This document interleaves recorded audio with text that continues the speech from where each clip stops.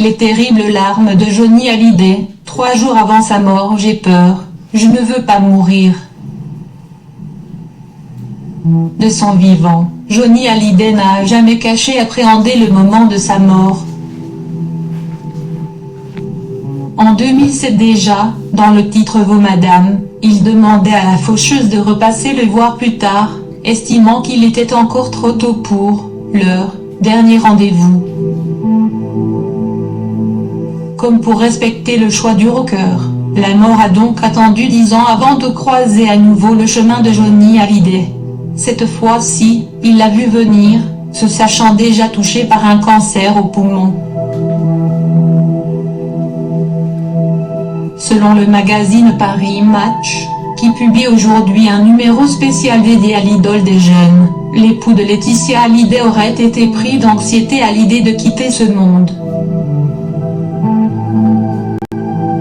Le 12 novembre, hospitalisé en urgence dans une clinique parisienne suite à une détresse respiratoire, Johnny Hallyday prend peu à peu conscience qu'il vit peut-être là ces derniers jours. Selon Paris Match, c'est le début de la fin pour le rocker. C'est alors que, pris de panique à l'idée de quitter ses proches à tout jamais, le père de famille lâche ce qu'il a sur le cœur. J'ai peur, je ne veux pas mourir. Un appel au secours qui lance les yeux remplis de larmes. Le magazine précise alors que, sous le coup de l'émotion, Johnny Hallyday se met à suffoquer. Il faut lui ôter l'eau qui remplit ses poumons et le mettre sous assistance respiratoire, précise ensuite l'hebdomadaire. Entre son état de santé et les conseils des médecins, Johnny Hallyday prend conscience que la fin est proche. L'un de ses derniers souhaits est de rentrer chez lui, dans sa maison de Marne-la-Coquette. Sa femme, Laetitia, réalise ce rêve. Elle s'arrange pour que son époux soit traité à domicile et qu'il puisse passer ses dernières semaines dans un lieu familier, entouré de sa famille et de ses proches. Le rocker de 74 ans aura ainsi l'opportunité de recevoir beaucoup de ses grands amis dans les 2 dernières semaines de sa vie. Johnny Hallyday s'est finalement éteint dans la nuit du 5 au 6 décembre, loin des chambres aseptisées de l'hôpital, entouré par les personnes qu'il aimait le plus au monde. Et voilà, après avoir suivi ce reportage, déjà Paris Match, qui est un journal respecté dans la région, dans le pays, qui aurait diffusé ces informations selon ce qui est dit dans cette vidéo. Les terribles larmes de Johnny Hallyday, 3 jours avant sa mort. J'ai peur. Ainsi s'achève une vie. La Bible, qui est la parole de Dieu, déclare: il est réservé aux hommes de mourir une fois, après quoi vient le jugement. Puisque tu n'as pas été jugé dès les premiers jours quand tu étais encore en vie. Le jugement ici, c'est lancer un coup d'œil dans ta vie pour savoir si vous êtes sauvé. La Bible, qui est la parole de Dieu, nous met en garde à propos de la vie, le don de la vie qu'il a fait aux êtres humains. Et ce don de la vie fait aux êtres humains est décrit comme le résultat d'un acte particulier de Dieu, distinct de celui qui a consisté à créer tous les autres êtres vivants, les animaux, les poissons et autres. Le Seigneur a donné la vie et la respiration au premier homme de façon spéciale. La vie humaine est donc supérieure à différente de toutes les autres formes de vie. Il existe donc une relation unique entre la vie divine et la vie humaine. C'est pourquoi la Bible considère l'être humain qui n'est pas encore régénéré, qui n'est pas encore sauvé, comme un être qu'il appelle l'homme animal. L'homme animal a donc peur de mourir. Pourquoi? Parce que, ne sachant pas où il va passer l'éternité, et surtout lorsqu'on a été trompé par Satan à plusieurs reprises à longueur de journée, durant toute ton existence, on s'est laissé tromper par Satan qui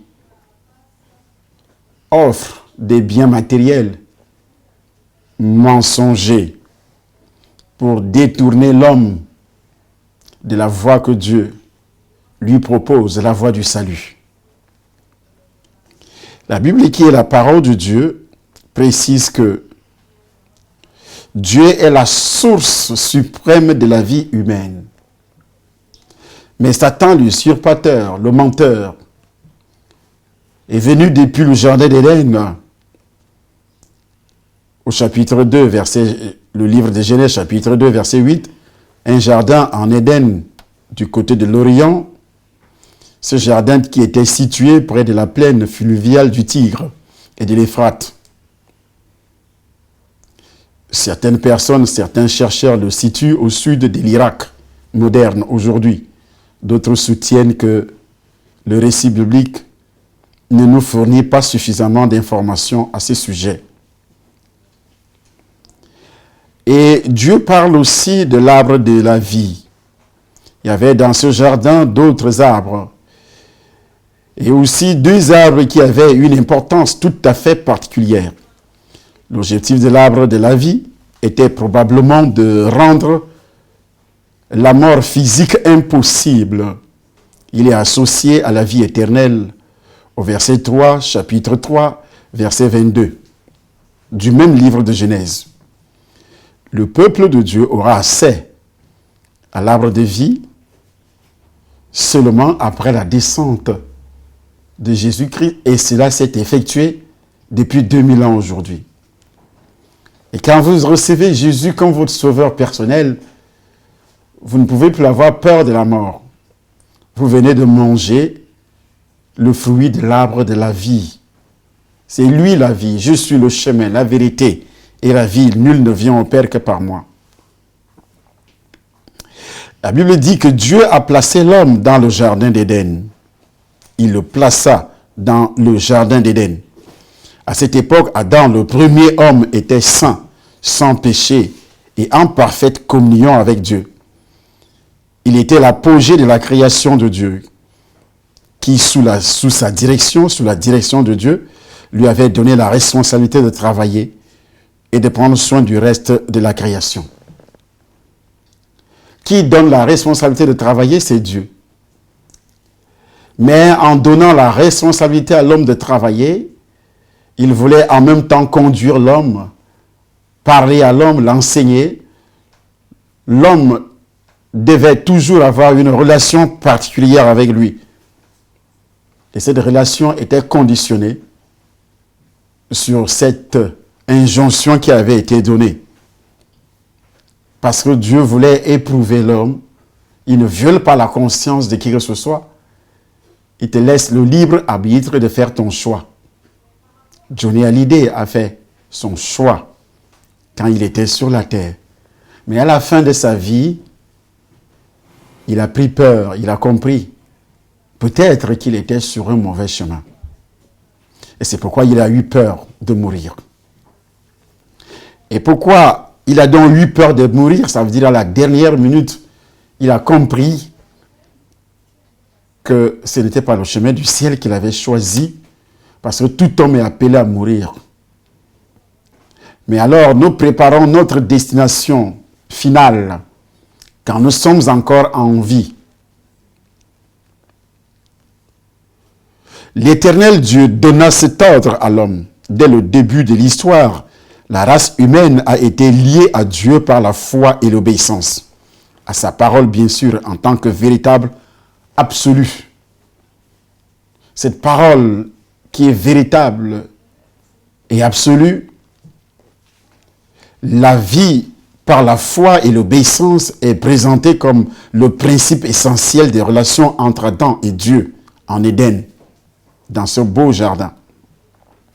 Adam avait été prévenu que s'il transgressait la volonté de Dieu, en mangeant du fruit de l'arbre de la connaissance du bien et du mal, il mourrait. C'est le verset 17 qui le dit.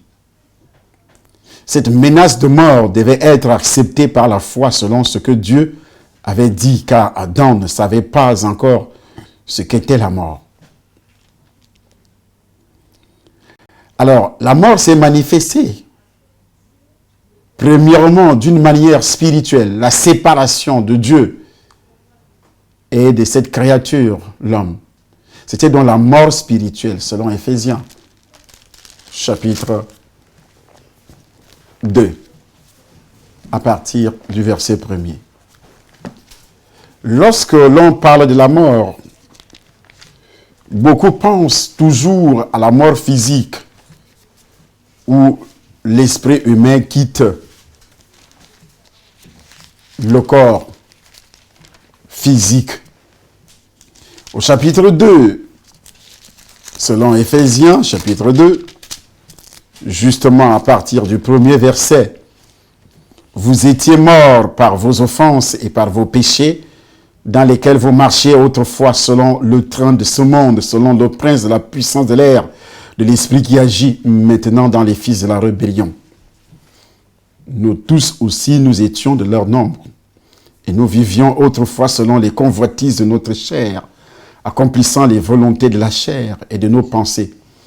Et nous étions par nature des enfants de colère, comme les autres. » Qu'est-ce qu'il veut dire par là? Nous étions par nature. Où est-ce qu'on a puisé cette nature? Quand nous allons dans le livre de Jean, l'évangile de Jean, chapitre 3, verset 36, il est écrit, « C'est lui qui croit au Fils à la vie éternelle. Et c'est lui qui ne croit point, la colère de Dieu demeure sur lui. » Nous rencontrons une fois de plus le mot colère, les enfants de colère, Éphésiens chapitre 2. Il précise, accomplissant les volontés de la chair et nos pensées, et nous étions par nature des enfants de colère, c'est le verset 3. Comme les autres. Pourquoi cette différence, comme les autres? Et à quel niveau la colère de Dieu s'est manifestée? Sur tous les êtres humains, jusqu'à moi qui vous parle, jusqu'à toi qui m'écoute, qui regarde cette vidéo, jusqu'à Johnny Hallyday qui est sur cette vidéo. À quel moment la colère de Dieu s'est manifestée, s'est abattue sur lui? Est-ce parce que Johnny avait donc peut-être adoré le diable, parce qu'il voulait être célèbre? Il le dit lui-même dans ses vidéos, ce n'est pas moi qui invente. Si vous regardez les autres vidéos, il a fait des pactes avec Satan. Il le dit verbalement.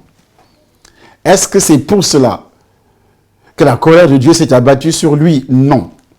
Il avait déjà cette nature pécheresse. Il avait déjà cette condamnation le jour qu'il est entré dans le ventre de sa mère, avant la naissance. Il a hérité cette condamnation qui venait d'Adam. Et comment cette condamnation s'est manifestée dans sa vie? Et comment cette condamnation est entrée dans la vie du premier homme qu'on appelle Adam? Lorsque Dieu a donné le commandement, dans le chapitre 2, verset 16, au chapitre 3, verset 16 à 17, le commandement de Dieu, chapitre 3, Genèse chapitre 3, verset 16 à 17, a été donné à Adam comme un test moral.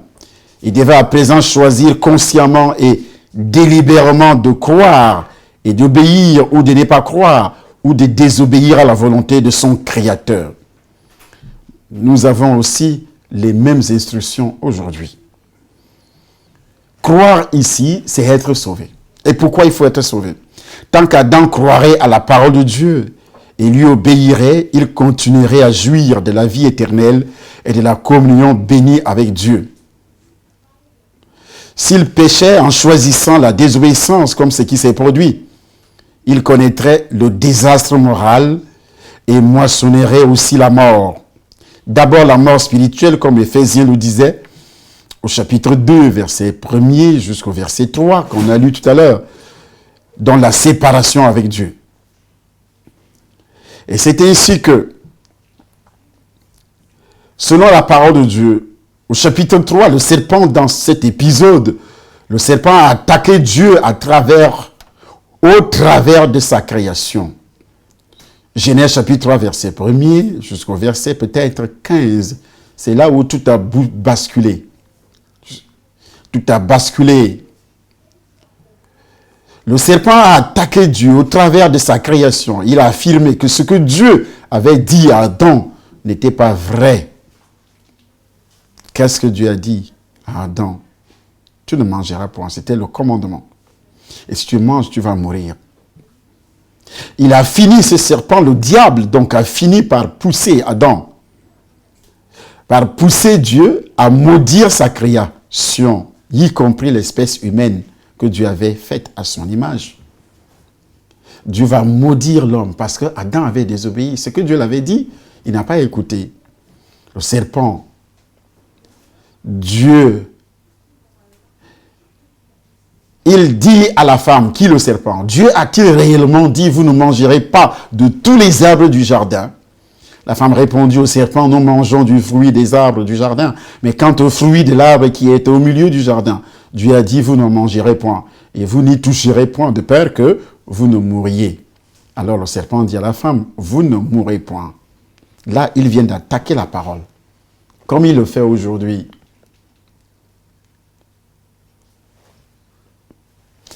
Et le serpent est identifié par la suite à Satan, ou le diable, selon Apocalypse chapitre 12, verset 9. Chapitre 20, verset 2, toujours Apocalypse chapitre 20, verset 2. Il est évident que Satan a pris le contrôle dans son œuvre de tentation. Quand vous lisez 2 Corinthiens chapitre 11, verset 3, le chapitre 14 aussi, et vous pouvez aussi lire Matthieu chapitre 4, verset 10, lorsqu'il s'est adressé à Jésus-Christ lui-même. Matthieu chapitre 4, verset 10. Et si vous lisez à partir du premier verset, vous allez comprendre. Il a tenté Jésus, il a proposé les mêmes choses à Jésus, la gloire, les richesses. Et c'est ce qu'il fait avec les vedettes, avec les stars, avec tout le monde, tous ceux qui veulent absolument être grands, être connus, comme ce qui s'est passé dans la vie de l'homme qu'on appelle donc Johnny Hallyday. Satan dit, vous ne mourrez point. La race humaine est liée à Dieu par la foi en sa parole, qui est la vérité absolue. Satan le savait. Et c'est pour cela qu'il a essayé de détruire la foi de la femme, en ce que Dieu avait dit, en la faisant douter de cette parole. Satan a suggéré que Dieu ne pensait pas vraiment ce qu'il disait, et qu'il ne le ferait point. Et qu'il est même menteur. En d'autres termes, le premier mensonge proposé par Satan était une forme d'antinomisme qui niait la sentence, comme on l'entend beaucoup de prédicateurs, beaucoup d'églises, beaucoup de religions qui disent que l'enfer n'existe pas. Satan a nié la sentence de la mort prononcée par Dieu. Et dans beaucoup de cercles mystiques, des sectes pernicieuses, ils vous disent que vous allez revenir sous une autre forme. Ils parlent de la réincarnation. C'est toujours les attaques de Satan contre la parole de Dieu. D'autres, même prédicateurs, ne pensent même pas que l'enfer existe. Vous pensez que c'est pour rien que Johnny Hallyday avait peur de mourir? Non. Il savait déjà la destination finale. Qu'est-ce qu'il attendait? Je reviens sur mes mots. Pas par rapport aux œuvres qu'il avait posées, aux actes qu'il avait posés. Il avait une nature de condamnation, une nature de colère de Dieu, qui n'avait jamais été détruite dans sa vie. Pourquoi? Parce que Satan avait caché cette parole que nous sommes en train de vous donner, cette révélation. Il a caché la sentence de la mort prononcée par Dieu sur la pratique du péché et de l'apostasie. Satan a caché ça aux yeux d'Ève et de son mari. Ils ont péché. L'un des péchés fondamentaux de l'humanité consiste à refuser de croire la parole de Dieu. Cela revient à croire que d'une certaine manière, Dieu ne pense pas vraiment ce qu'il dit concernant le salut. Alors, le mot salut, lorsque Adam a péché, Il est sorti. Il a péché poussé par la convoitise. Vous serez comme des dieux. Qui parle? Satan toujours. Dès l'origine de la race humaine, Satan a tenté de faire croire aux hommes qu'ils pouvaient être comme Dieu et décider par eux-mêmes de ce qui est bien ou mal. Ici, à ce niveau, Johnny Hallyday ne pouvait plus décider dans sa vie. Il prendra la résolution, lui. C'est arrivé à l'hôpital qu'il a compris que c'était la fin de sa vie. Mais il ne pouvait plus décider s'il va continuer à vivre, s'il va continuer à grincer la guitare, s'il va continuer à chanter et même jusqu'à blasphémer. Quand il avait la forme physique, l'intelligence, la force physique, il sautait, il dandinait sur l'estrade. Il pouvait décider ce qu'il ferait demain. Mais à ce niveau, selon Ecclésiaste, chapitre 12, écoutez, à ce niveau, ce monsieur ne pouvait plus. Tout était devenu difficile à ses yeux. Il ne pouvait pas.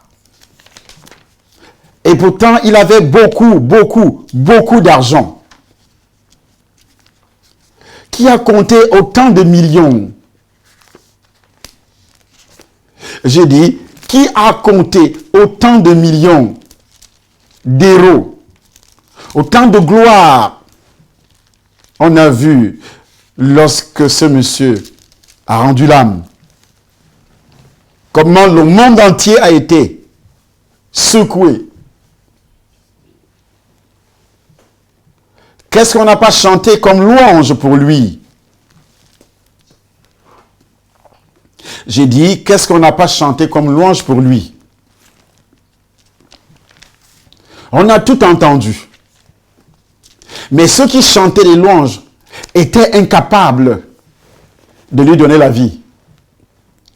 Vous allez vendre votre vie parce que vous voulez la gloire.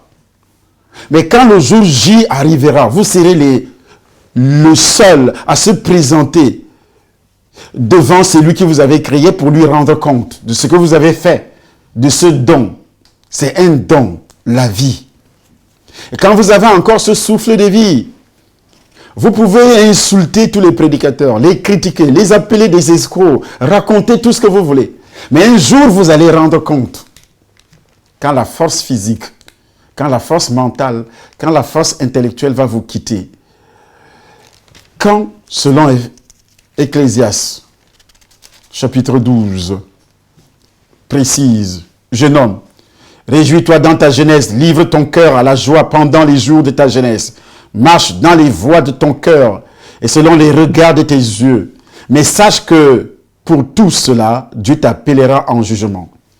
Bannis de ton cœur le chagrin et éloigne le mal de ton cœur, car la jeunesse et l'horreur sont vanité. La jeunesse et l'horreur sont vanité. Oh, je suis jeune, je m'en fous, je suis jeune, je dois jouir, je dois jouer ma vie. Il dit au verset 3, mais souviens-toi de ton Créateur pendant les jours de ta jeunesse, avant que les jours mauvais arrivent et que les années s'approchent où tu diras, je n'y prends point de plaisir. Là, Johnny Hallyday était déjà, effectivement, il avait déjà atteint ce point-là. On pouvait déposer les milliards d'euros sur le bras droit et même sur le bras gauche. Mais Hallyday n'avait plus aucun plaisir de compter un euro. Je précise, aucun plaisir de compter un euro. Aucun plaisir. Nous allons de nouveau l'écouter. De son vivant, Johnny Hallyday n'a jamais caché appréhender le moment de sa mort. En 2007 déjà, dans le titre Vos Madame, il demandait à la faucheuse de repasser le voir plus tard, estimant qu'il était encore trop tôt pour leur dernier rendez-vous. Comme pour respecter le... il disait à la mort de repasser le voir plus tard, que c'était encore trop tôt de partir. Là, il avait encore toutes les forces, toute l'énergie. Comme la plupart parmi nous, peut-être on est jeune, on est en bonne santé, on peut insulter, critiquer, dire des choses, insulter les prédicateurs, faire des commentaires blasphématoires, parce qu'on a encore l'énergie. On pouvait dire à Johnny d'écrire ce jour-là. Il n'avait plus le moindre plaisir. Souviens-toi de ton Créateur pendant les jours de ta jeunesse. Ce souvenir dans la Bible implique toujours une action. Lorsque, par exemple, Dieu se souvint d'Abraham, Genèse chapitre 19, verset 29, il intervint dans sa vie pour lui faire du bien. Ainsi, le fait de nous souvenir de notre Créateur sous-entend que nous agissons de la façon qu'il avait prévue pour nous lorsqu'il nous a créés. Il nous a donné la vie et des aptitudes qui vont de pair avec la jeunesse. Nous ne pouvons nous souvenir de Dieu que grâce à l'aide du Saint-Esprit, qui nous donne de revêtir l'homme nouveau, créé selon Dieu, dans une justice et une sainteté que produit la vérité. Selon Ephésiens chapitre 4, verset 24. Ça veut dire qu'on doit naître de nouveau. Et nous devons faire cela avant que ne vienne la mort. Parce qu'on peut entraîner ton pauvre corps dans une église, comme ce qui s'est passé avec Johnny Hallyday. On a amené son corps devant les hautes personnalités, commençant par le chef de l'État de ce pays, la France, et d'autres grandes personnalités. L'armée de France, les personnalités de France ne pouvaient pas dire à Dieu, pouvaient pas du tout dire à Dieu, renvoie l'esprit et l'âme de Johnny dans son corps. On a encore besoin de lui. Les larmes de qui que ce soit ne pouvaient pas toucher le cœur de Dieu, car la sentence, il avait déjà pris son bic rouge pour rayer son nom sur la terre des vivants. Mon nom sera rayé un jour. Ton nom sera rayé un jour. Mais la destination finale, est-ce que lorsque tu étais jeune, tu es donc né de nouveau? Souviens-toi, ça veut dire il faut naître de nouveau. La nouvelle naissance implique, la nouvelle naissance, ça veut dire la démolition de cette inimitié, de cette colère de Dieu héréditaire qu'on appelle le péché originel. Parce que lorsqu'on parle du péché dans la Bible, les gens tournent leurs yeux seulement sur la pratique du péché personnel, que je suis en train de commettre le péché. Moi, j'ai entendu des gens qui disaient, oh oui, le voleur ira en enfer. Toi, tu ne voles pas, tu iras dans le même enfer. D'autres disaient, tous les homosexuels iront en enfer. Toi qui n'es pas un homosexuel, tu iras dans le même enfer. D'autres disaient, tous ceux qui blasphèment, pas blasphémer, oui, blasphémer si tu es enfant de Dieu ou pas, si tu as déjà blasphémé, tu iras en enfer. Il n'y a même pas à dire. Mais tous les péchés, l'adultère, la fornication et autres, tout ce monde-là iront en enfer. Ils iront tous en enfer. Si tu n'es pas d'abord sauvé de la présence du péché originel, ce qui s'est produit dans le jardin d'Éden, cet héritage satanique et démoniaque doit quitter ton corps. Et pour que ça quitte ton corps, Dieu exige que tu acceptes son plan de salut établi depuis longtemps. Et son plan de salut ne passe pas par un prophète. Passe par un sauveur. Il est différent des autres prophètes. Ne passe pas par une religion. Passe par un sauveur. Jésus est différent des prophètes. Que ce soit de l'Ancien Testament, que ce soit du Nouveau Testament, que ce soit des autres religions. Parce qu'il est le sauveur. Tant que tu es encore en vie, donc tu dois d'abord l'accepter en écoutant l'évangile. Pourquoi tu dois l'accepter? Parce que tu es né. Étant mort spirituellement, selon Ephésiens chapitre 2, nous étions morts par nos offenses. Nous étions par rapport au péché originel. Donc vous ne pouvez pas, comme il dit, souviens-toi de ton Créateur pendant les jours de ta jeunesse. Ce n'est pas seulement que je crois en Dieu, non. Ce verset a été très mal interprété. Mais Souvenir, ici, ça veut dire, rappelle-toi que tu as été créé par Dieu et que Dieu a proposé un plan de salut. Dieu a tant aimé le monde, Jean chapitre 3, verset 16. Il a donné son Fils afin que celui qui croit ait la vie éternelle.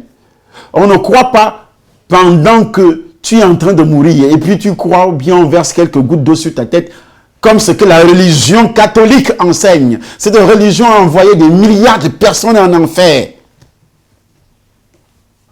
C'est pas parce que tu as reçu 2 gouttes d'eau, car le baptême ne peut pas enlever les souillures du corps, s'il vous plaît.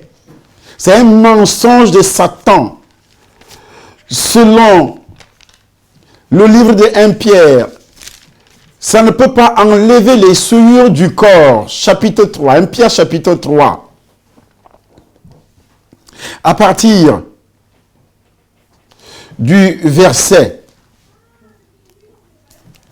il dit quoi? Verset 21.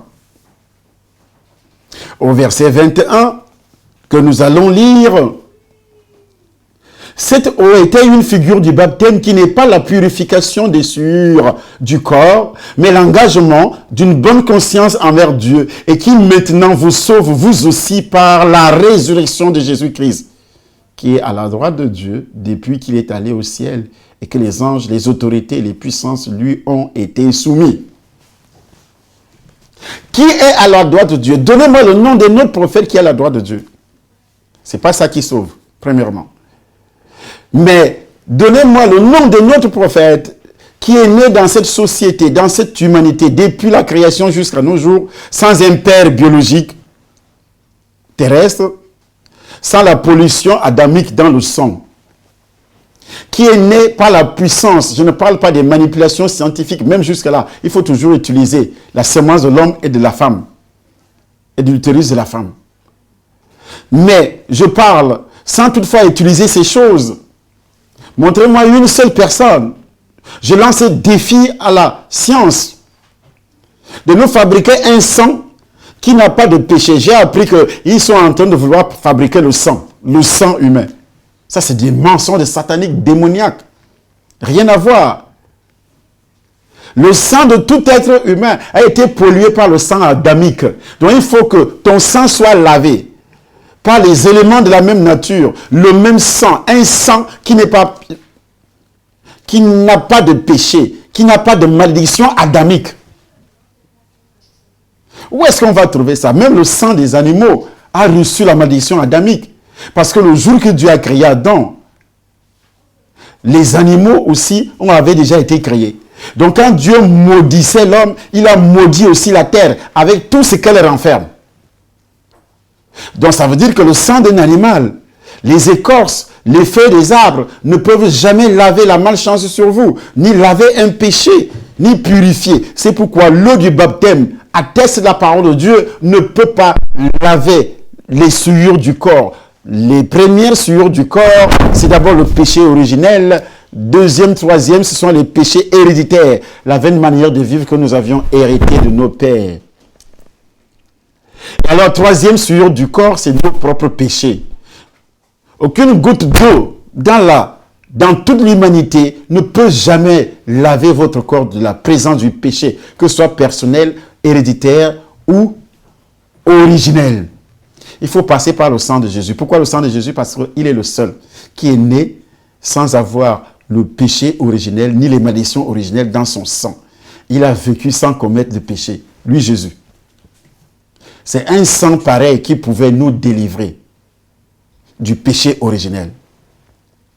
C'est pourquoi la Bible précise, si tu confesses de ta bouche le Seigneur Jésus, si tu crois dans ton cœur avant le baptême, tu te répands en identifiant la présence du péché originel dans ton sang. Dès que tu identifies la présence du péché originel dans ton corps et tu reconnais que tu es mort spirituellement, donc tu es séparé de Dieu et qu'aucune religion, mais les religions sont venues tromper les gens, vous faisant croire que ces religions vous mettent en contact avec Dieu. Jamais. Dieu ne passe pas par n'importe quelle religion dans le monde. Il faut au préalable que l'homme soit sauvé avant d'être visible aux yeux de Dieu, avant que sa voix ne soit entendu au ciel, avant que cette personne ne puisse entrer au ciel. L'apôtre Pierre, reconnaît que David même n'était pas entré au ciel. Dans le chapitre 2 des Actes des Apôtres, David n'était pas encore entré au ciel. Est-ce que vous savez que c'est par Jésus que David est entré au ciel? Parce que Jésus dit, à part celui qui est monté, celui qui est descendu, personne n'est monté. Personne, à part celui qui est descendu, personne n'est monté. Dans tout l'univers, tous ceux qui sont morts dans l'Ancien Testament étaient gardés dans le sein d'Abraham. Le sein d'Abraham n'était pas le ciel. Et c'est pourquoi la Bible précise que lors de la résurrection, la mort, pendant 3 jours, Jésus-Christ a fait dans la tombe, il allait prêcher aux esprits qui étaient en prison. De quelle prison il s'agit? Savez-vous que Jésus est descendu? Il est allé souffrir. Le châtiment qui nous donne la paix est tombé sur lui. Le châtiment qui nous donne la paix. Ce n'est pas seulement des maladies. Quand tu veux être guéri, tu commences à confesser ce verset, Isaïe 53. Tu as pris nos maladies, tu as pris nos souffrances. Ça ne s'arrête pas à ce niveau. Il est descendu aux enfers, Jésus de Nazareth. Il est descendu aux enfers. Christ aussi. La Bible dit, 1 Pierre chapitre 3 verset 18, Christ aussi a souffert une fois pour les péchés, lui juste pour les injustes, afin de nous amener à Dieu, ayant été mis à mort quant à la chair, mais ayant été rendu vivant quant à l'esprit, dans lequel aussi il est allé prêcher aux esprits en prison, qui autrefois avaient été incrédules, virgule. Ça veut dire la phrase contenue. Qui autrefois avaient été incrédules, même lorsque la patience de Dieu se prolongeait au jour de Noé. Depuis Adam, Adam était incrédule. Au jour de Noé, c'est la même chose. Jusqu'à ce que Jésus arrive dans le monde. Noé lui-même, il a été sauvé par le déluge, physiquement. Mais spirituellement, il n'était pas sauvé. Parce qu'on a vu le péché se manifester dans la vie de Noé. Il va cultiver un champ et puis il va fabriquer l'alcool frelaté. Et qu'est-ce qu'il fait? Il boit cet alcool, il expose la nudité. Ce ne sont pas des péchés. Il a eu des rapports avec ses propres filles, ainsi de suite. Tout ça, ce sont des péchés. Et ce péché était condamné dans la chair, dans le sang de Noé. Malgré qu'il fût sauvé par le déluge, mais le péché était dans son sang. Ses enfants aussi, les péchés étaient dans son sang. Et c'est pourquoi cette génération aussi a recommencé à commettre plus graves péchés encore. Voyons un peu. Donc, l'attitude de Johnny n'est pas à blâmer parce que tout le monde est passé par là, par le péché originel. Il faut qu'il soit sauvé. Mais comment il peut être sauvé s'il n'y a personne qui prêche? La religion n'est pas venue pour prêcher. La religion est venue seulement enregistrer les membres.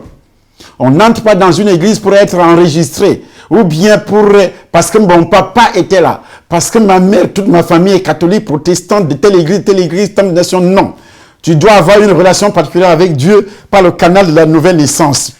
C'est pourquoi la Bible précise, tous ont péché et sont privés de la gloire de Dieu.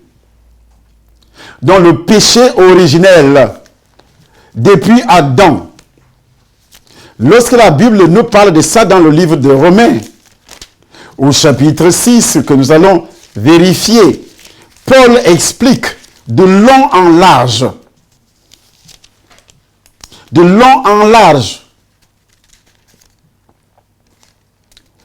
ce que c'est, le chapitre 5. Étant donc justifiés par la foi, nous avons la paix, au chapitre 5, Romains chapitre 5, nous avons la paix avec Dieu par notre Seigneur Jésus-Christ, à qui nous devons, il ne dit pas par une religion. Mais les églises catholiques vont vous dire que c'est à part nous, vous ne pouvez pas entrer au ciel. C'est faux. C'est archi faux. Archi faux, rien à voir. C'est pourquoi on vous empêche. On vous dit là-bas que si vous lisez la Bible, vous serez fou, vous serez ceci, c'est faux. Il dit à qui nous devons d'avoir eu par la foi accès à cette grâce. Avoir accès à cette grâce, d'être sauvé. dans laquelle nous demeurons fermes et nous nous glorifions dans l'espérance de la gloire de Dieu, bien plus nous nous glorifions même des afflictions, sachant que l'affliction produit la persévérance. La persévérance, la victoire dans l'épreuve, et cette victoire, l'espérance. Or, les espérances ne trompent point, parce que l'amour de Dieu est répandu dans nos cœurs par le Saint-Esprit qui nous a été donné. Car lorsque nous étions encore sans force, Christ autant marqué est mort pour les impies. À peine mourait-on pour les injustes. Quelqu'un peut-être mourrait-il pour un homme de bien. Mais Dieu prouve son amour envers nous, en ce que lorsque nous étions encore des pécheurs, Christ est mort pour nous.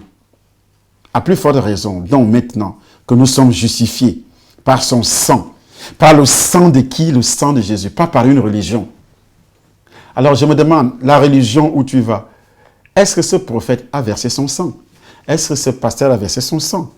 Est-ce que ce gourou a versé son sang pour toi?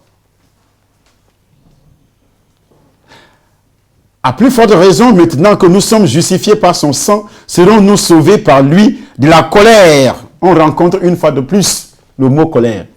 La colère depuis Adam. Il ne s'agit pas, la colère de Dieu ne se manifeste pas ici maintenant par rapport à ce que tu fais aujourd'hui. Couche avec 10 000 femmes par jour. Ça ne dit rien à Dieu parce que tu es né en enfer. Tu es né étant perdu. Tu es né séparé de Dieu. Depuis Adam. Ce qu'on appelle, tous ont péché, sont privés de la gloire de Dieu. Tu es né étant privé de la gloire de Dieu. Tu es né étant privé de la protection de Dieu. Tu es né étant privé du ciel. Tu es né. Tu ne devais pas entrer au ciel. Aucun bébé ne peut jamais entrer au ciel.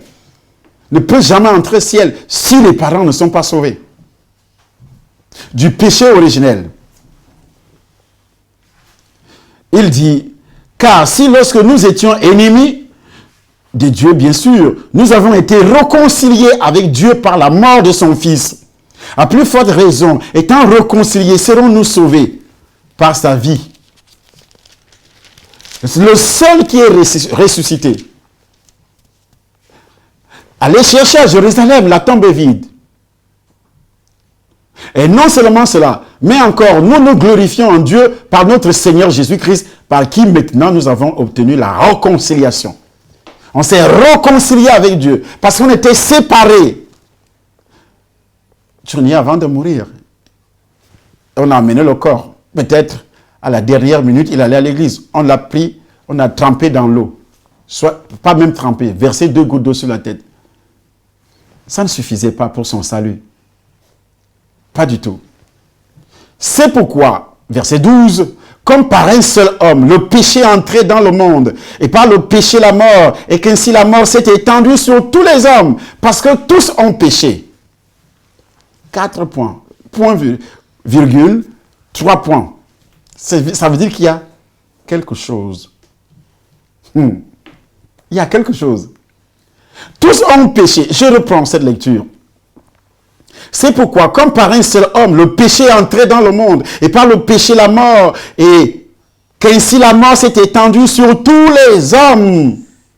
Est-ce que depuis Adam jusqu'à nos jours, les gens ne meurent pas? Adam n'était pas destiné à mourir. C'est à cause de ce péché originel. C'est ce péché qui entraîne toute l'humanité.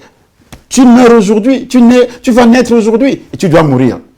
Le gars commençait à avoir peur de la mort. Pourquoi? Cependant, la mort a régné depuis Adam jusqu'à Moïse, même sur ceux qui n'avaient pas péché par une transgression semblable. Pourquoi tu cites Moïse? Parce que c'est Moïse qui a amené la loi. Jusqu'à la loi de Moïse, jusqu'à ce que Dieu donne la loi à Moïse et que tout le monde observe cette loi jusqu'à ce que Jésus arrive. Les Hébreux, jusqu'à présent, beaucoup d'Hébreux, beaucoup de Juifs continuent à lire la loi, rejetant Jésus-Christ. Cette loi ne peut pas leur donner la vie. Les 10 commandants ne peuvent jamais te donner la vie. C'est pourquoi la Bible dit, la mort a régné jusqu'à la loi, au moment de la loi. Et la loi continue à vous condamner. Il dit, même ceux qui n'avaient pas péché par une transgression semblable à celle d'Adam. La mort a frappé tout ce monde-là. Le lien du péché originel, lequel est la figure de celui qui devait venir. Qui est la figure Adam avant le péché. Jésus-Christ arrive sans péché. Adam aussi n'avait pas de péché avant la chute. Mais il n'en est pas du don gratuit comme l'offense. Car c'est par l'offense d'un seul, il en est beaucoup qui sont morts. À plus forte raison, la grâce de Dieu et le don de la grâce venant d'un seul homme, Jésus-Christ. Le don de la grâce venant d'un seul homme, pas même avec Marie. Aujourd'hui, c'est Marie à gauche, aujourd'hui, c'est Marie à droite. Un seul homme, pas avec sa mère. C'est pourquoi, par un seul homme, le péché est entré dans le monde. Lors de la chute d'Adam, le péché a pénétré dans la race humaine comme un principe ou une puissance active. Deux conséquences sont apparues. Le péché et la corruption sont entrés dans le cœur et dans la vie d'Adam. Adam a transmis donc le péché à la race humaine, ce qui allait entraîner la corruption de tous les hommes qui naîtraient par la suite. Aujourd'hui, tous les hommes naissent avec une tendance au péché et au mal. Paul n'explique pas comment le péché Adam est transmis à ses descendants. Il ne dit pas non plus que tous les hommes étaient présents à Adam ce jour-là, le jour qu'il avait péché. Et qu'ils ont participé physiquement en disant à Adam, prends le fruit, mange. Mais ils ont hérité la culpabilité. Ils ont hérité la condamnation d'Adam.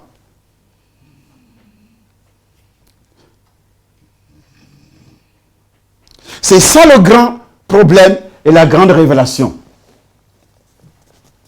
Ils sont donc coupables. Tous les hommes sont coupables devant Dieu à cause de leur propre péché, le péché adamique. Parce que tous ont péché, la seule doctrine que soutient la Bible affirme que les hommes héritent la corruption morale, une impulsion qui les conduit vers le péché et le mal. La racine principale proviendrait donc d'Adam.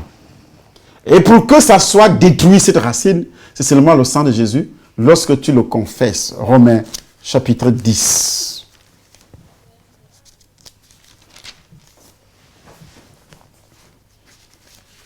C'est pourquoi le gars a combattu contre cette histoire de loi. Il dit, frère, le vœu de mon cœur et ma prière à Dieu pour eux, pour les Israélites, c'est qu'ils soient sauvés. Hein? Donc les Israélites à Sion ne sont pas sauvés. Mais regardez nos amis pasteurs qui vont là-bas. Les rabbins vous ramènent encore. Vous ramènent encore dans leur religion de loi. Vous revenez d'Israël avec des chichas sur la tête. Je leur rends le témoignage qu'ils ont du zèle pour Dieu, mais sans intelligence, ne connaissant pas la justice de Dieu et cherchant à établir leur propre justice. Et ne se sont pas soumis à la justice de Dieu. Car Christ est la fin de la loi pour la justification de tous ceux qui croient. Hey! De tous ceux qui croient. Pas ceux qui ont été baptisés parce qu'étant bébé, ceux qui appartiennent à une religion, non, à tous ceux qui croient en lui. En effet, Moïse définit ainsi la justice qui vient de la loi. L'homme qui mettra ces choses en pratique vivra par elle. Mais voici comment parle la justice qui vient de la foi. Ne dis pas en ton cœur qui montera au ciel, c'est en faire descendre Christ. Ou qui descendra de l'abîme, c'est faire remonter Christ d'entre les morts. Que dit-elle donc? La parole est près de toi, dans ta bouche et dans ton cœur. Or, c'est la parole de la foi que nous prêchons. Si tu confesses de ta bouche le Seigneur Jésus, et si tu crois dans ton cœur que Dieu l'a ressuscité des morts, c'est ça la prédication. Parce qu'on doit d'abord te parler du péché originel.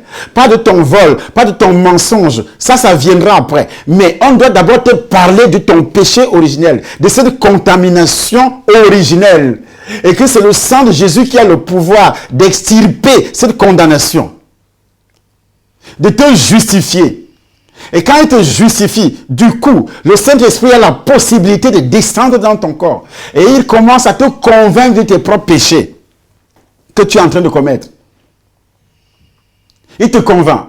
Et puis, dès qu'il te convainc, tu es capable de les confesser. Si une personne est en Christ, elle est une nouvelle créature. Les choses anciennes sont passées et tout est devenu nouvelle. Parce que tu as donné ta vie, tu as reconnu que je suis un homme mort, séparé de Dieu. Je suis né dans le péché adamique et j'étais séparé de Dieu. Et j'invoque le sang de Jésus sur ce péché pour qu'il soit détruit. J'invoque le sang de Jésus sur les pratiques héréditaires de ma famille. Et tu commences aussi à les aligner, ces pratiques, ces traditions, ces coutumes et autres. Que vous Africains, vous appelez nos traditions. Ce sont des traditions qui prennent racine sur le péché adamique.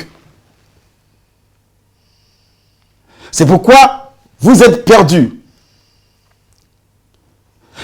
La parole de Dieu, car c'est en croyant du cœur qu'on parvient à la justice, et c'est en confessant de la bouche qu'on parvient au salut, selon ce que dit l'Écriture. Quiconque croit en lui ne sera point confus. À la dernière minute, Johnny Hallyday était dans la confusion, malgré les tonnes d'argent qu'il avait. Toi aussi, tu seras dans la confusion, malgré les nominations, parce que tu cherches des nominations, tu entres dans les cercles mystiques, dans les sectes pernicieuses. Tu finiras dans la confusion totale. Tu auras beaucoup d'argent, tu vas encaisser beaucoup de gloire, tu as signé des pactes, tu vas encaisser beaucoup d'argent, mais tu seras dans la confusion. Au moment où tu ne pourras plus, selon Ecclésiaste, qui le disait tout à l'heure, au moment où ces choses-là n'auront plus véritablement d'impact dans ta vie, au moment où tu vas dire, on te montre des millions d'euros, mais souviens-toi de ton Créateur pendant les jours de ta jeunesse, avant que les jours mauvais arrivent et que les années s'approchent où tu diras, je n'y prends point de plaisir. Avant que se surcissent le soleil et la lumière, la lune et les étoiles, et que les nuages reviennent après la pluie. Temps où les gardiens de la maison tremblent, où les hommes forts se courbent, où celles qui moulent s'arrêtent parce qu'elles sont diminuées. Ceux qui regardent par les fenêtres sont obscurcis, où les deux battants de la porte se ferment sur la rue, quand ça baisse le bruit de la meule, où l'on se lève au chant de l'oiseau, où s'affaiblissent toutes les filles du champ, où l'on redoute ce qui est élevé, où l'on a des terreurs en chemin. Johnny Hallyday avait déjà ces terreurs. Monsieur qui m'écoute, ou bien c'est toi qui es déjà né de nouveau, et tu blagues avec Dieu, tu t'amuses avec Dieu. Tu es attaché aux choses du monde. Il y a des chrétiens qui sont déjà nés de nouveau, mais qui restent attachés aux choses du monde. Qui restent attachés à l'argent. Mais quel argent, quelle fortune. Sa maison, 26 millions d'euros. Sa maison aux États-Unis, qu'il voulait vendre, 26 millions d'euros. Toi, tu as un petit appartement, peut-être 600 000 euros. Et tu prends la veste, tu mets sur la tête, tu dis tu as l'argent. Tu as une petite vieille voiture. Mais Johnny Hallyday a laissé combien de marques de voitures qui coûtent cher. Il passait la commande pour que on fabrique. Mais il a laissé tout ça. Mais de nos jours, même les chrétiens restent attachés à l'argent, au luxe. Est-ce que tu seras enlevé un jour? Tu seras enlevé un jour lorsque tu restes attaché. Ça devient une idole pour toi.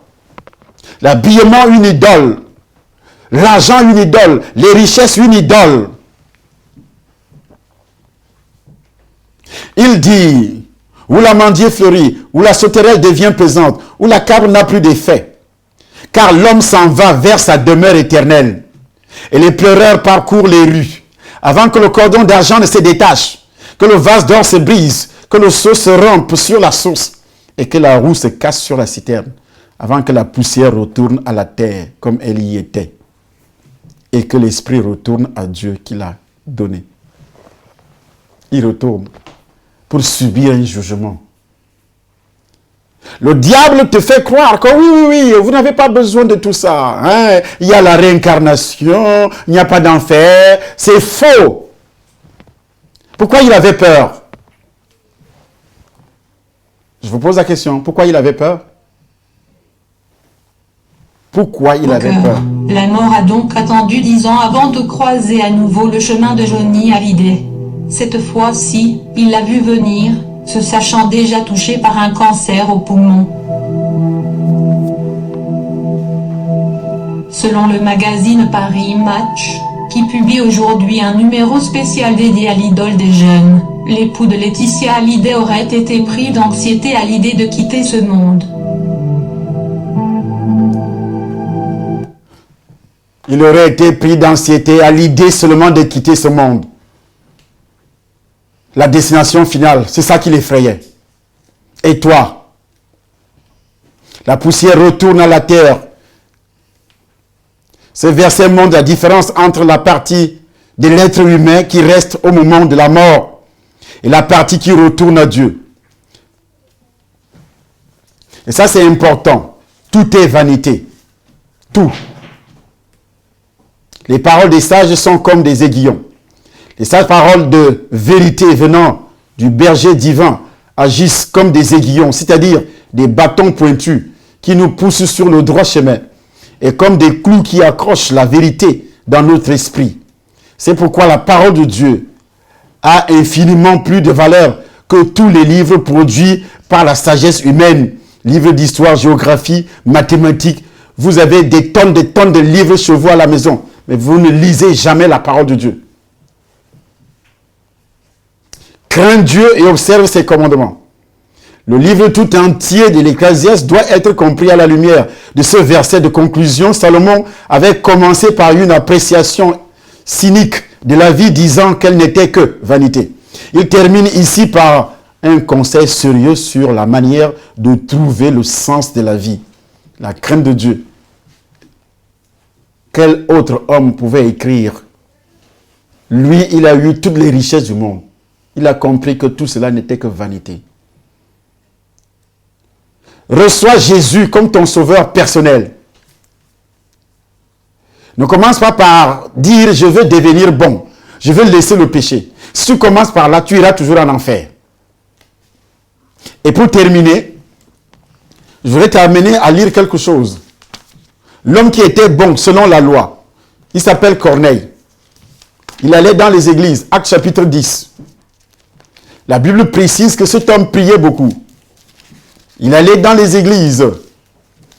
Mais à la 9e heure, pendant qu'il priait, il y avait un homme à Césarée, un homme nommé Corneille, centenier de la corde dite italienne. Cet homme était pieux et craignait Dieu avec toute la maison. Il faisait beaucoup de monde au peuple.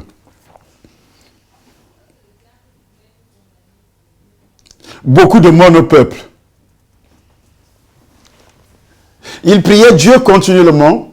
Vers la 9e heure du jour, il vit clairement dans une vision un ange de Dieu qui entra chez lui et qui dit, Corneille, les regards fixés sur lui et saisi d'effroi, il répondit, qu'est-ce Seigneur? Et l'ange lui dit, tes prières et tes aumônes sont montées devant Dieu.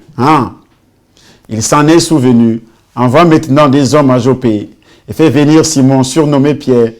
Il est logé chez un certain Simon, corroyeur de la maison qui est près de la mer.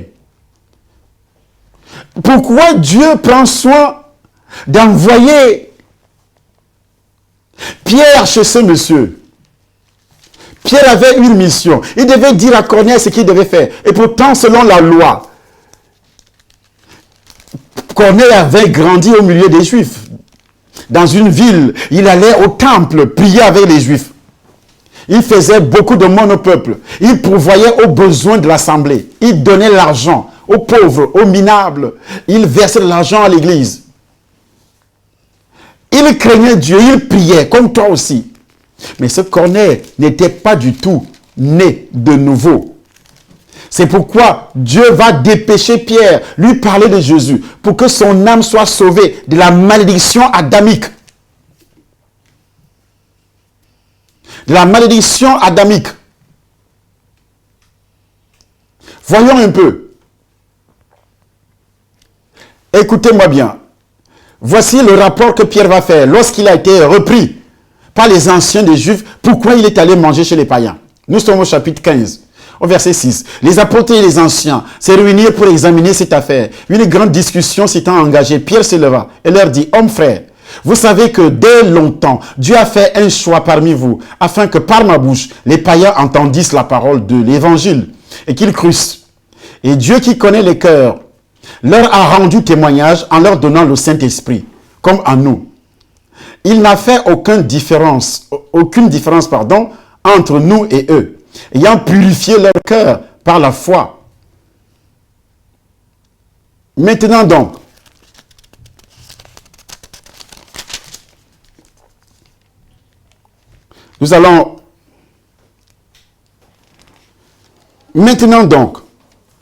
Nous sommes au chapitre. Quelques hommes venus de la Judée enseignaient les frères en disant, si vous n'êtes circoncis selon les rites de Moïse, vous ne pouvez être sauvés. Paul et Barnabas eurent avec eux un grand débat et une vive discussion. Et les frères décidèrent que Paul et Barnabas et quelques-uns de leurs montreraient à Jérusalem vers les apôtres et les anciens pour traiter cette question. Après avoir été accompagnés par l'Église, ils poursuivirent leur route à travers la Phénicie et la Samarie. Là, c'est pourquoi cette réunion a eu lieu. Et la Bible dit, arrivés à Jérusalem, ils furent reçus par l'Église. Les apôtres et les anciens, ils racontèrent tout ce que Dieu avait fait avec eux. Alors quelques-uns des partis des pharisiens qui avaient cru s'élevèrent en disant qu'il fallait circoncire les païens et exiger l'observation de la loi de Moïse. Les apôtres et les anciens se réunirent pour examiner cette affaire.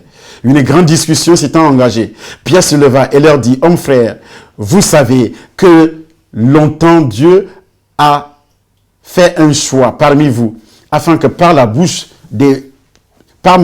les païens entendissent la parole de l'évangile, et qu'ils crussent. Et Dieu qui connaît les cœurs, leur a rendu témoignage en leur donnant le Saint-Esprit comme en nous.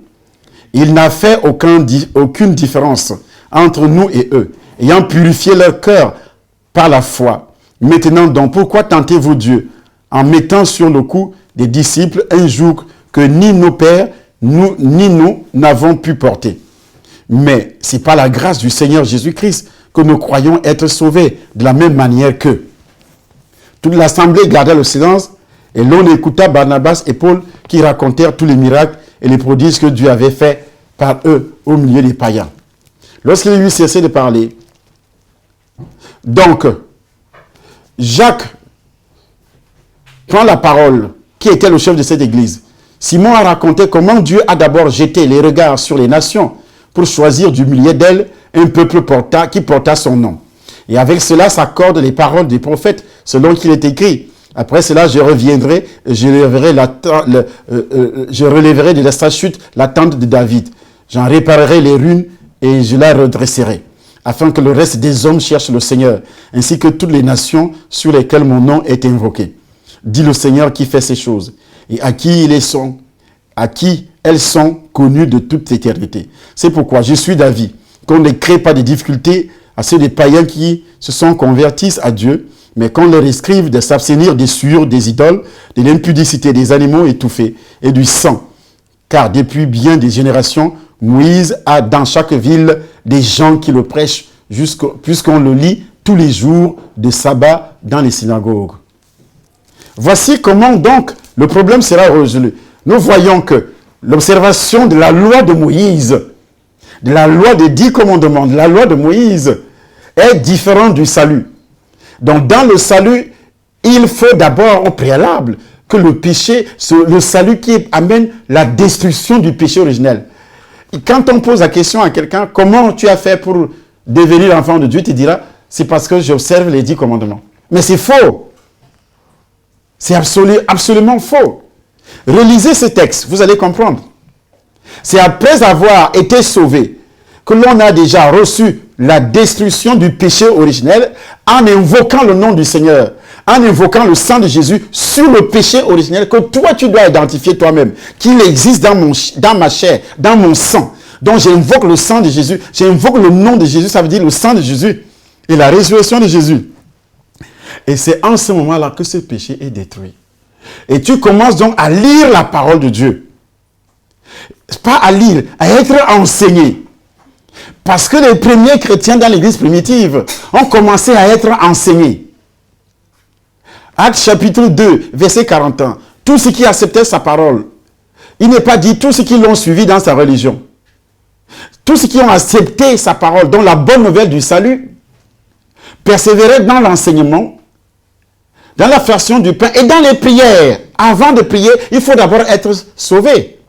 Avant de prier, il faudrait d'abord être sauvé du péché originel, de toutes les malédictions. Et puis après, dès que tu es sauvé du péché, tu commences donc à confesser tes propres péchés et à prendre la résolution de ne plus les commettre. C'est pourquoi ils ont écrit cette lettre.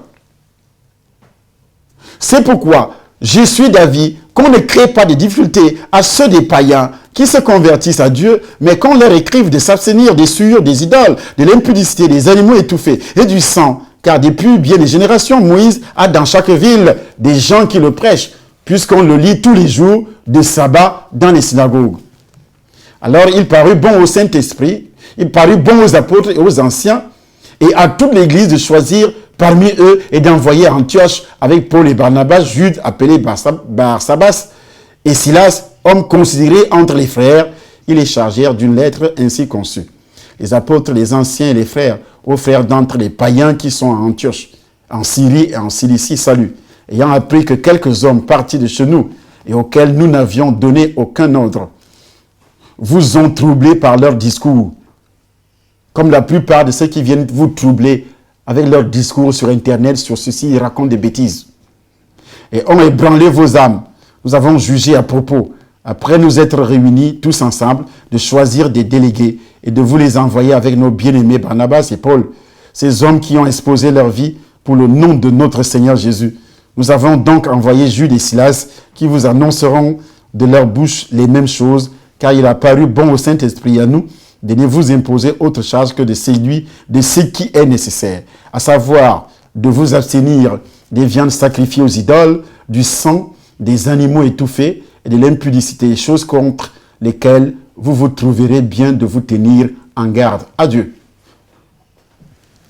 Voici comment donc vous devez recevoir le Seigneur. Et si vous êtes touché, que vous voulez recevoir le Seigneur avec moi, vous vous mettez à genoux là où vous êtes. Vous dites, Seigneur, j'ai été touché. Parce que Actes chapitre 2, verset 37 dit, après avoir entendu ces discours, ils ont eu les cœurs vivement touchés. Ils ont dit à Pierre et aux autres disciples, « Hommes frères, que ferons-nous » Alors tu te poses la question maintenant. « Hommes frères, qu'est-ce que je dois faire » La réponse de Pierre était claire. Pierre dit, « Repentez-vous » La repentance ici, il ne voulait pas parler du péché qu'ils ont commis le matin. Il voulait parler tout simplement de l'existence d'un péché que eux-mêmes pouvaient identifier. Et comme ils étaient déjà à Jérusalem pour aller prier, ayant ce péché dans le corps, et ta prière devient une abomination devant Dieu. Tu es séparé de Dieu et tu pries comme quelqu'un qui est en prison.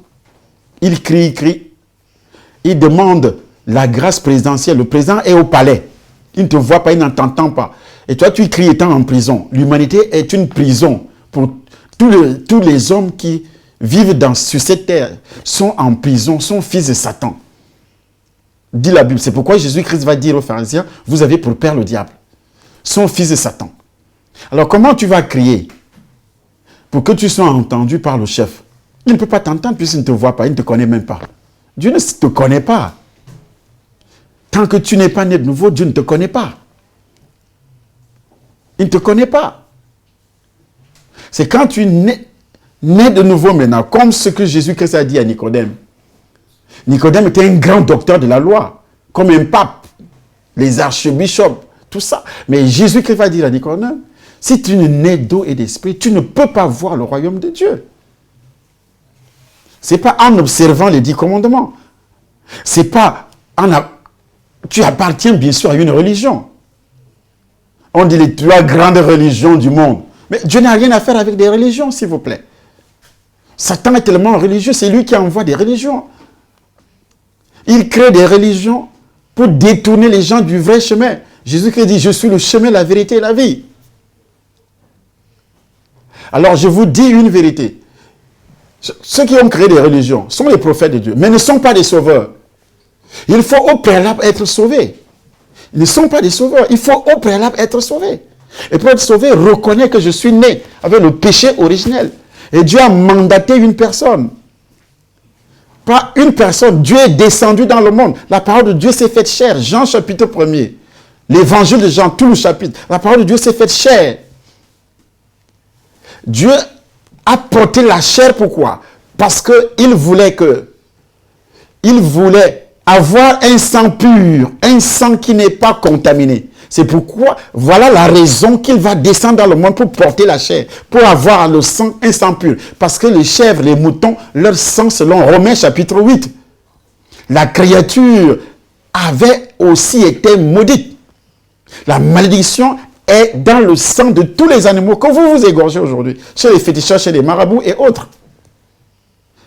Même le sang de ces animaux-là est absolument rempli de la malédiction adamique. Tout ce qui a été créé a été condamné. Genèse chapitre 3, au verset 16, verset 17, à partir du verset 15, verset 16, verset 17, verset 18. Vous allez voir, lisez. Vous allez comprendre que tout est sur la terre. C'est pourquoi, c'est la raison qui avait poussé le Seigneur, Dieu, à descendre. Dieu descend dans le monde. Emmanuel, Dieu avec nous. Dans l'Ancien Testament, il est dit, Emmanuel, c'est-à-dire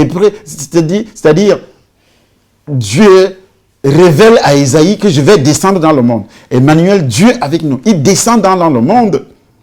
Il entre dans le ventre d'une femme. Sa parole qui s'est faite chair. Il voulait avoir un sang qui peut laver notre sang. Qui est pur, sans péché originel. Alors, si tu l'invoques, quiconque invoquerait le nom du Seigneur, pas une religion, invoquerait le nom du Seigneur sera sauvé. C'est pourquoi Pierre dit, répentez-vous. Repentant, si je reconnais que je suis séparé de Dieu, même si je dors à l'église, même si j'appartiens à une église, même si j'ai reçu mon baptême étant bébé, j'ai reçu ça, je fais des œuvres comme Corneille, je donne de l'argent, je fais ceci.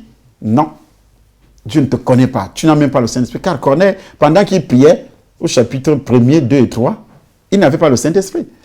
Mais il reçoit le Saint-Esprit quand Pierre arrive chez lui, à partir du verset 35, chapitre 10, Actes chapitre 10, à partir du verset 35, jusqu'à la fin. C'est en ce moment-là que Corneille reçoit le Saint-Esprit. Pourquoi il n'avait pas le Saint-Esprit auparavant? Et pourtant, il priait. Prier ne veut pas dire que vous avez le Saint-Esprit. On prie par habitude, par coutume, parce qu'on voit les autres prier. Mais est-ce que vous avez le Saint-Esprit? Donc, confessez maintenant avec moi. Vous levez les mains, vous vous mettez à genoux, vous dites, Seigneur Jésus, j'ai entendu cet homme qui a parlé. Il a annoncé la bonne nouvelle du salut. Délivre-moi du péché originel. Je reconnais qu'il est dans mon sang. Je reconnais que la malédiction adamique, Genèse chapitre 3, à partir du verset 15, 16, 17, est dans mon sang. Et que la terre m'est maudite à cause de ces péchés. Je suis né dans ma famille, dans le ventre, je suis entré dans le ventre de ma mère avec ces péchés. Délivre-moi de ces péchés. Délivre-moi de cette malédiction. Tu commences aussi à lui confesser les péchés de ta famille, les pratiques idolâtres. Toutes ces pratiques de coutumes, traditions et autres. Même s'ils sont athées, ils ne croient pas en Dieu, c'est déjà une malédiction dans votre famille. Se déclarer athée, c'est une malédiction dans votre vie. La plupart le disent ici en Europe, moi je suis athée. Ils pensent que c'est une bonne chose. Regarde la fin de cet homme, Johnny. Reçois le Seigneur. Invoque son sang. J'invoque le sang de Jésus dans mon sang. Le nom de Jésus ouvre le ciel pour moi. Prends la malédiction adamique. Seigneur Jésus, prends la malédiction adamique qui était sur moi. Prends cette malédiction sur toi. Prends les malédictions qui sont descendues sur mes parents, mon père, ma mère.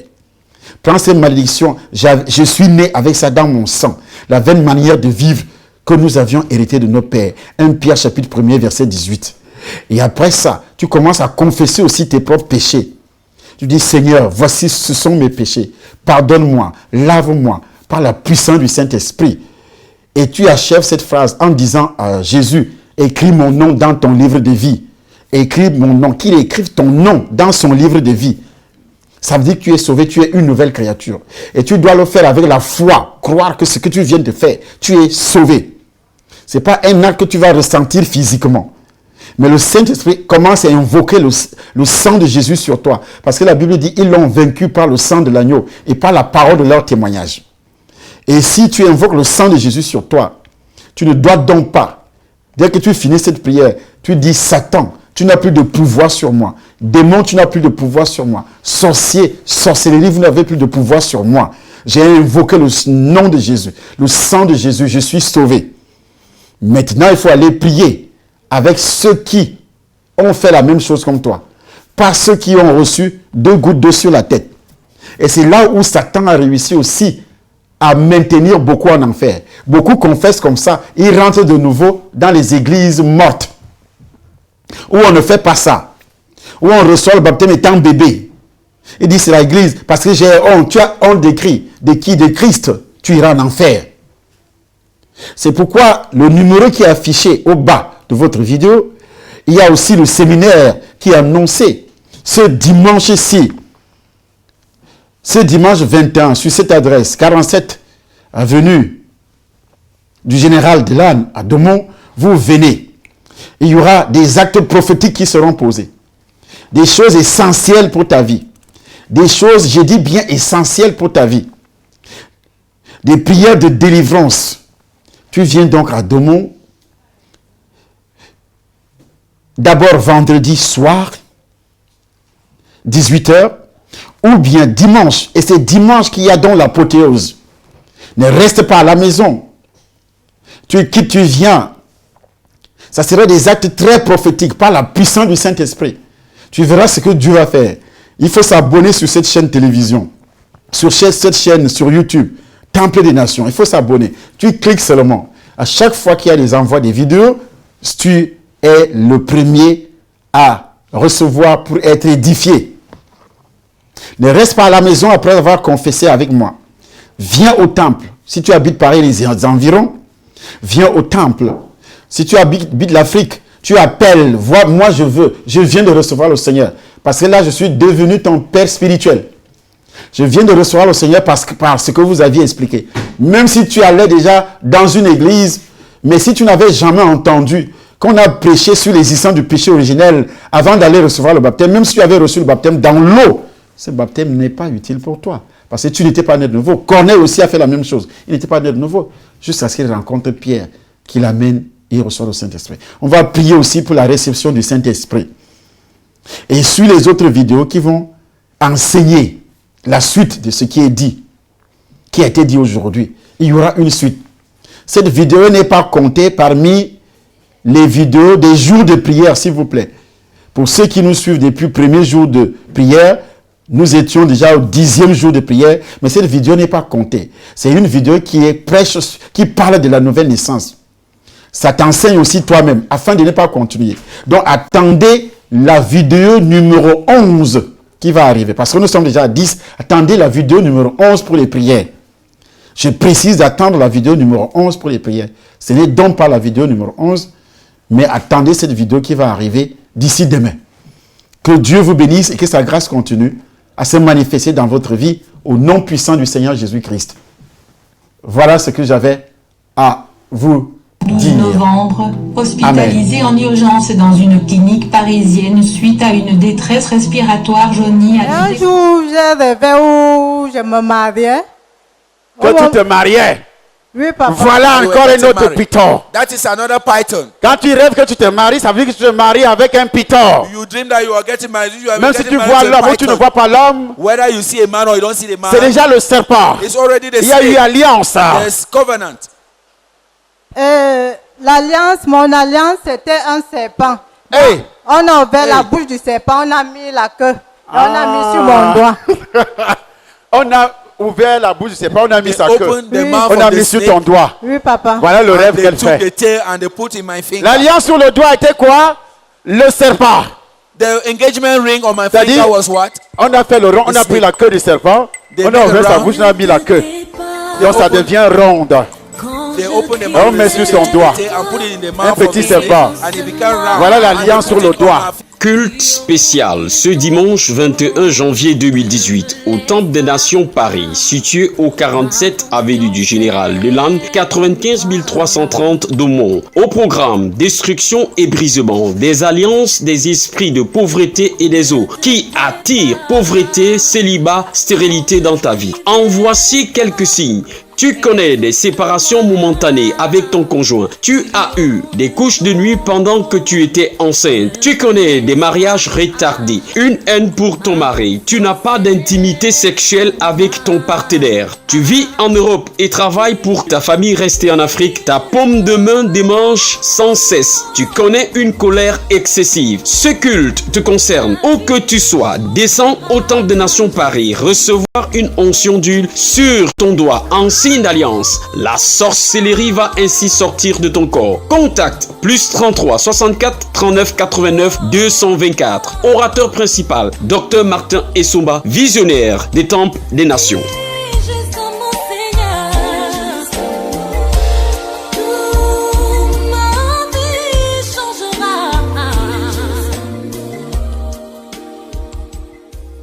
Et un jour,